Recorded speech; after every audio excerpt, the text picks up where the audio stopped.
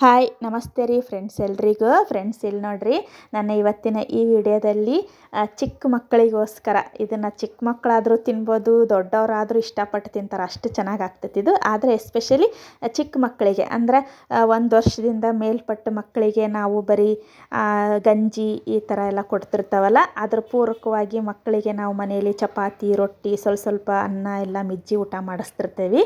ಅಂಥ ಮಕ್ಕಳಿಗೆ ಈ ರೀತಿ ಚಪಾತಿನ ನೀವು ಮಾಡಿ ತಿನ್ನಿಸಿದ್ರೆ ಅವ್ರ ಆರೋಗ್ಯಕ್ಕೂ ಒಳ್ಳೆಯದು, ಆಮೇಲೆ ಮಕ್ಕಳು ಹೊಟ್ಟೆ ತುಂಬಾನು ತಿಂತಾರೆ.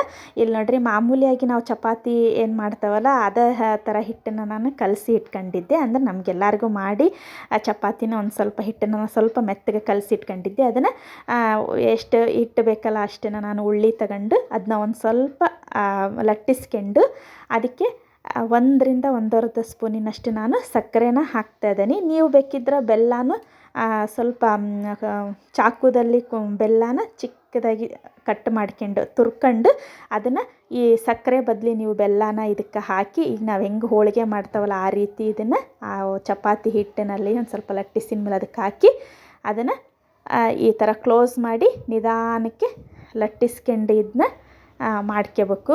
ಇದನ್ನು ನನಗೆ ಈಗ ಮಕ್ಕಳಿಗೆ ಸಮ್ಮರ್ ಹಾಲಿಡೇಸ್ ಅಲ್ಲ ಅಂತ ಹೇಳಿ ಅಮ್ಮರ ಮನೆಗೆ ಹೋಗಿದ್ದೆ.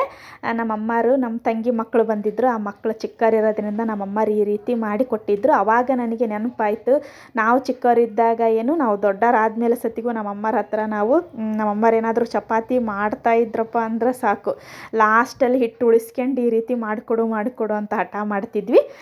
ಅದು ಹಂಗಾಗಿ ಈ ರೀತಿ ಒಂದು ಇದನ್ನು ಮಾಡಿ ಹಾಕಿದರೆ ಚಿಕ್ಕ ಮಕ್ಕಳಿರೋರಿಗೆ ಹೆಲ್ಪ್ ಆಗ್ತೈತಲ್ಲ ಅನ್ನೋ ಒಂದು ಕಾರಣಕ್ಕೋಸ್ಕರ ಈ ಒಂದು ವಿಡಿಯೋನ ಮಾಡಬೇಕಾಯ್ತು. ಇಲ್ಲಿ ನೋಡ್ರಿ, ನಿಧಾನಕ್ಕೆ ನಾನು ಲಟ್ಟಿಸ್ಕೊಂಡು ಒಲೆ ಮೇಲೆ ಹಂಚನ್ನ ಕಾಯಕ್ಕಿಟ್ಟಿದ್ದೆ. ಅದು ಕಾದಾದ್ಮೇಲೆ ಒಂದು ಸ್ವಲ್ಪ ತುಪ್ಪನ ಹಾಕ್ಕೊಂಡು, ಚಿಕ್ಕ ಮಕ್ಕಳಿಗೆ ಎಸ್ಪೆಷಲಿ ಆಯಿಲ್ಗಿಂತ ತುಪ್ಪ ಹಾಕಿ ಊಟ ಮಾಡಿಸೋದು ಜಾಸ್ತಿ. ಹಾಗಾಗಿ ನಾನೊಂದು ಸ್ವಲ್ಪ ತುಪ್ಪನ ಹಾಕಿ ಅದ್ರ ಮೇಲೆ ನಾನೇನು ಲಟ್ಟಿಸ್ಕೊಂಡಿದ್ನಲ್ಲ ಅದನ್ನು ಸಕ್ಕರೆ ಹಾಕಿ ಚಪಾತಿನ ಅದನ್ನು ನಾನು ಹಾಕಿ ಬೇಯಿಸ್ಕೊತಾ ಇದ್ದೀನಿ.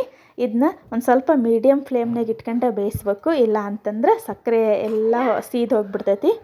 1 ನಿಮಿಷದವರೆಗೂ ಇದನ್ನು ಒಂದು ಸ್ವಲ್ಪ ಆ ಕಡೆ ಈ ಕಡೆ ಬೇಯಿಸ್ಕೊಂತ ಒಂದು ಸ್ವಲ್ಪ ತುಪ್ಪ ಸವರಿ ನೀಟಾಗಿ ನಿಧಾನಾಗಿ ಎಲ್ಲ ಕಡೆನೂ ಬೇಯಿಸ್ಕೊಂಡು ಮಕ್ಕಳಿಗೆ ಇದನ್ನು ತಿನ್ನಿಸ್ಬಿಟ್ರೆ ನಿಜವಾಗ್ಲೂ ಆರೋಗ್ಯಕ್ಕೂ ಒಳ್ಳೆಯದು. ಆಮೇಲೆ ಮಕ್ಕಳಿಗೆ ಟೇಸ್ಟ್ ಹತ್ತತೈತಿ ಬಾಯಿಗೆ ತಿನ್ನೋಕೆ. ಈಗ ದೊಡ್ಡವರಿಗಾದರೂ ಅಷ್ಟೇ, ನೀವು ಬೇಕಿದ್ರೆ ದೊಡ್ಡ ಮಕ್ಕಳಿಗಾದರೂ ಈ ರೀತಿ ಮಾಡಿಕೊಡ್ರಿ, ಎಷ್ಟು ಇಷ್ಟಪಟ್ಟು ತಿಂತಾರೆ ಅಂತಂದರೆ. ಇವತ್ತಿಗೂ ಏನಾದರೂ ನಮ್ಮಮ್ಮರು ಏನಾದರೂ ಅವರು ಮಕ್ಕಳಿಗೆ ಅಲ್ಲಿ ಮಾಡಿಕೊಟ್ಟಿದ್ದನ್ನು ನೋಡಿ ನಮ್ಮಮ್ಮರು ನಮಗೂ ಸತಿಗೂ ಅದನ್ನು ಮಾಡಿಕೊಟ್ರು, ಅಷ್ಟು ಖುಷಿಯಿಂದ ತಿಂದ್ವಿ ನಾವು.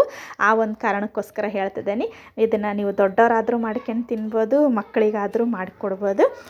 ಫ್ರೆಂಡ್ಸ್ ಇಲ್ಲಿ ನೋಡ್ರಿ, ಟೇಸ್ಟಿಯಾದ ಆಮೇಲೆ ಆರೋಗ್ಯಕ್ಕೂ ಒಳ್ಳೆಯದಾದಂಥ ಸ್ವೀಟ್ ಚಪಾತಿನ ನಿಮಗೆ ತೋರಿಸ್ಕೊಟ್ಟೇನಿ. ಮನೆಯಲ್ಲಿ ನೀವು ಇದನ್ನ ಮಕ್ಕಳಿಗೆ ಮಾಡಿ ತಿನ್ನಿಸ್ರಿ ಅಂತ ಹೇಳ್ತಾ ನನ್ನ ಇವತ್ತಿನ ಈ ವಿಡಿಯೋ ಎಂಡ್ ಮಾಡ್ತಿದ್ದೇನೆ ರೀ ಫ್ರೆಂಡ್ಸ್. ನನ್ನ ಇವತ್ತಿನ ಈ ವಿಡಿಯೋ ಇಷ್ಟ ಆದರೆ ಪ್ಲೀಸ್ ಒಂದು ಲೈಕ್ ಕೊಟ್ಟು ಕಮೆಂಟ್ ಮಾಡಿರಿ. ಮತ್ತೆ ಸಿಗೋಣ.